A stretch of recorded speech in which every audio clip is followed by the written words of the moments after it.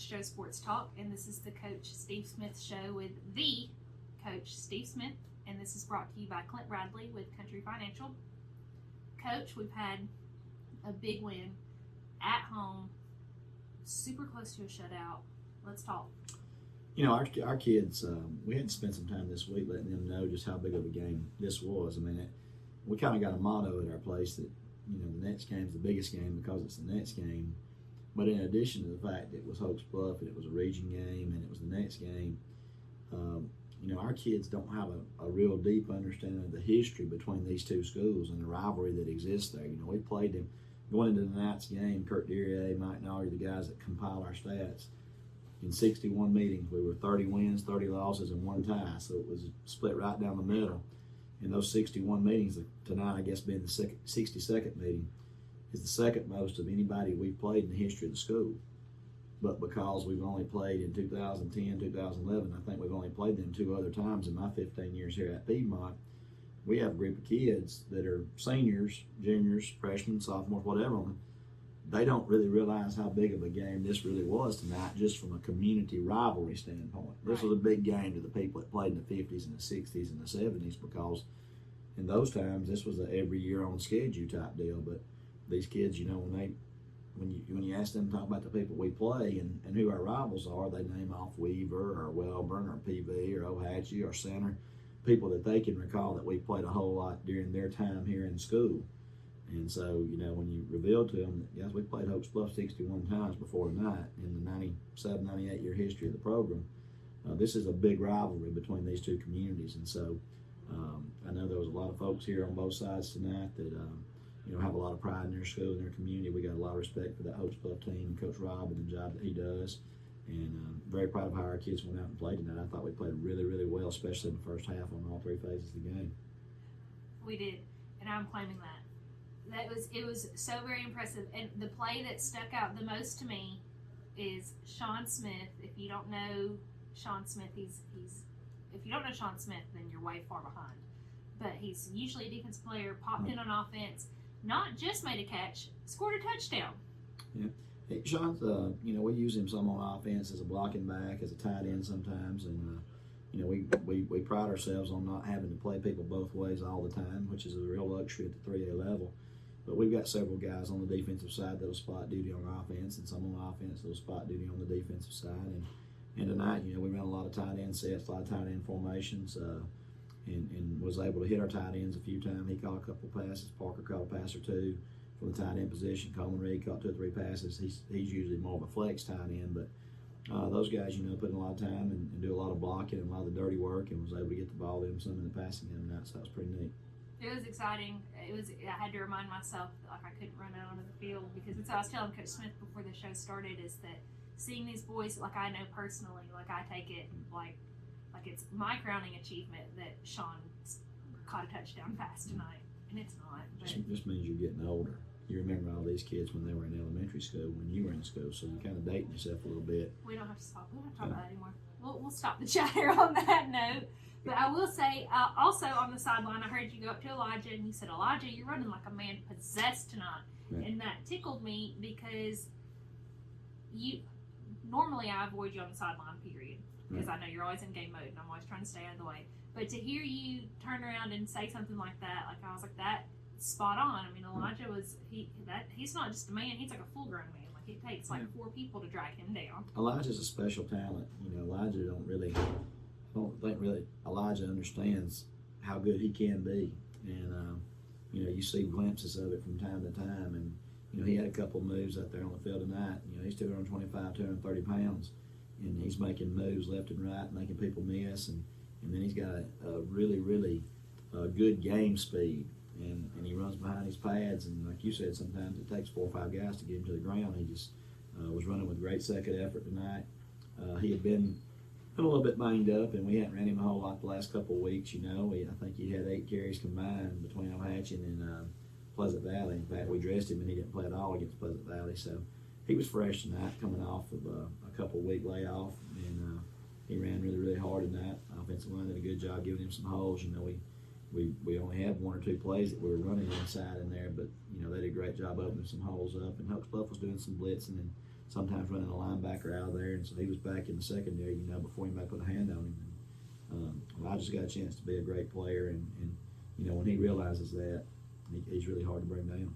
Well, just from like all the games that I've seen tonight, it looked like everybody's fast. Everybody, if you go back a couple weeks ago, this is not to me personally. This is not the same team that we had a couple weeks ago, because I feel like every week you guys get better. Like, you take the game that was at hand and you learn from it and you push forward, and I feel like that's so incredibly impressive, and it speaks volumes of not just the players but the coaching staff, that you guys always have that ability to get those kids to dig deep and to pull out the best in themselves. Well, it's every Friday night is the reward for the work you put in during the week, and we lost up here 2 weeks ago. We got beat by Ohatchee. They played a great game. We just didn't get the job done, and sometimes it happens. Sometimes you go out there and you give a great effort and you just come up a little bit short, and that's what happened to us. But to our kids' credit, our coaches' credit, they bounced back. We had to put that game behind us. I thought we played really well last week at Pleasant Valley in a downpour. And then, been able to come back this week with a big home game against a rival from a rival community that we go way back with, and to go out and execute and play the way we did tonight. I was very proud of our guys for that. And, you play enough football, you're going to lose some games from time to time, and you can't dwell on it. If you dwell on it, you turn around and you can't. I always tell them you can't let that game beat you again down the road because you're still sulking or you're still lamenting or crying over whatever you didn't do right 2 weeks ago. You just got to put that game behind you and get ready for the next game. And I think our kids and our staff and everybody's done a really good job of getting the focus back on the next game. And as much as we enjoyed tonight's game, and as well as we played tonight, that won't have any carryover effect next week. Next week, when we come in and start preparing for Wellborn, it's a whole new challenge, a whole different team, a whole different situation, and we got to get our kids back up and get ready to play in that game. Well, and on the sideline, and I so appreciate the luxury of getting to be there and wander and just listen.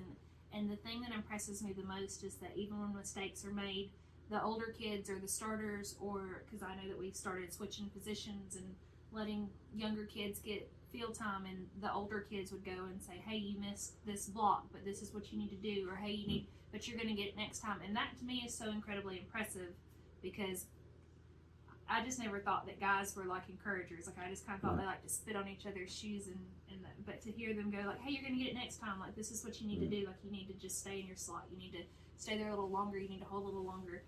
And again, volume spoken about the kids and the coaching staff, and I just love that so much. Well, that's leadership. That's what you expect your older kids to do. Our older kids, one thing about high school football, you usually got a 4-year window. It wasn't that long ago that they were the younger kids, and somebody was doing that for them, and that's what I try to tell them. This is their moment, this is their time, but their legacy is going to be revealed by what happens in the coming 2, 3, 4 years, where they're able to pass all the things that they were taught down to the next group, and were they able to get that next group motivated to play at the same level. And it's kind of like we talked with our young kids at halftime. We told them, said, there's a good chance we're going to get everybody in here tonight, but when you come in, you don't come in with the mindset of the mentality that I'm a B-teamer and I'm really not supposed to play on Friday nights, Monday nights, my night. You go in there and play with your hair on fire, just like it's the most important game of your life, because you never know what happens. Part of the reason we play the B-team games, but also during these times of varsity games when they get in, every now and then you find a kid that can help you on Friday night some. And it may just be that they can spell somebody for a couple of plays, or it may be that they go out there and prove that they're tough enough that they can help cover a kickoff and get one of the starters off kickoff team. So we just try to get every kid that we have on the team to value every snap that they get, play to their fullest potential, don't take any plays off, and go out there and enjoy the game. At the end of the day, it's a game. And with a game, what do? You play. We don't get paid to play. It's not work. It's playing high school football, and I want them to go out there and do it to the best of their abilities. And then, outcome usually takes care of itself if you get everybody pulling in the same direction. Well, and looking forward to next week, traveling to Wellborn, and that is a rivalry that always sticks out to me the most. It's the one that just really gets under my skin. Do you have any secrets that you would like to share with me? Because we're all friends here. No secrets. There's the thing. Coach Smith at Wellborn's been coaching for right at 30 years. I've been coaching for right at 30 years. You can put the tape in, watch our teams, and you're going to see a lot of the same stuff you saw 10 years ago. they're an outstanding football team. Their community gets behind football much like the Piedmont community gets behind it here. Playing at that stadium, it's a tough place to play, but it's 100 yards long, 53 yards wide, just like our field is, and we'll go down there and we'll be ready to play. I know they'll be ready to play. I think it's their senior night, and they're recognizing some people and stuff, and just like I said, it's a community much like ours. Just a lot of pride. They take pride in their football teams, and I'm not exactly sure. I've had people asking me as soon as this game ended tonight, what's the situation? Well, what's the ticket situation? Well, what's they gonna, number one, it's not our home game. Right. We're not the administration in charge of that game.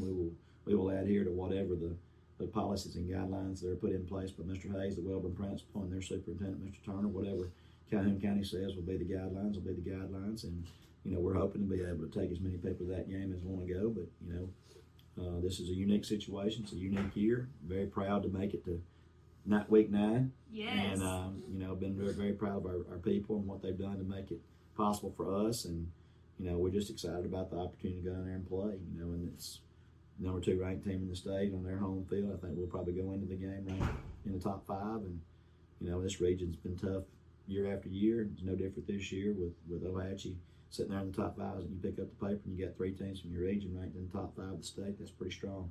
That's a very, very strong region. Well, Coach, I know you have a lot to do. I know. I just want to know that Coach Smith's wearing a hoodie tonight. You always worry me to death whenever I'm chilly and you don't wear long sleeves. So it made me proud to see you come out in your hoodie. I'm gonna tell you something. I watched the weather today, and I saw the forecast. It was gonna be windy, and it was gonna be in the low 50s, upper 40s tonight, possibly. I tried to be tough last week. I got cold. I got wet. I got cold. I was a sissy. I was the guy on the sideline that was shivering. And so I just made it a point I was going to bring my hoodie tonight. I was not going to get cold, even though I knew we had no chance of rain. But just tried to use my head tonight.